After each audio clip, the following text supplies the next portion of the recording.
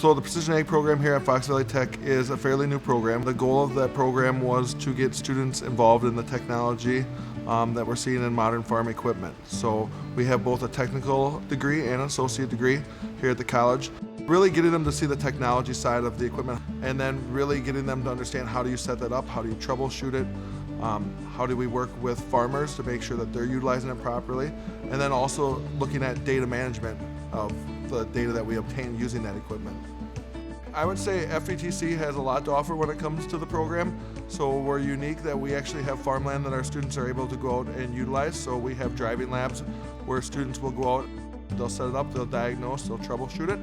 We also have where we grow about 188 acres worth of crops here at the college. So students will plant it, they will go out and crop scout it, they will troubleshoot different things that are going on in the field, and then they'll harvest it on their porch. So I think that's something that sets us apart from all the other technical schools in Wisconsin, is that we have that to offer to our students. Our precision program offers both an agronomy background, a precision background, and then some ag mechanics.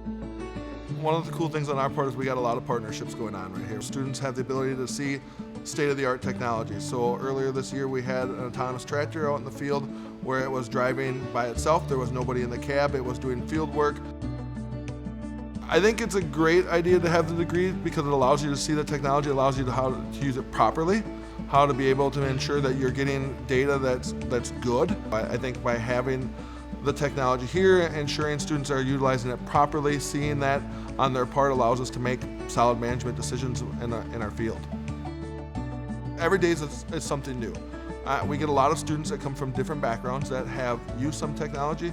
We have students that have not seen any of this technology before. So to see that moment when the light turns on and they say, I get it, it's probably a really cool experience. And being outside. How can you ask for a better thing than not sitting in the classroom and being out and doing hands-on opportunity? I think that's very, very key, is to let students be able to have that hands-on portion of it.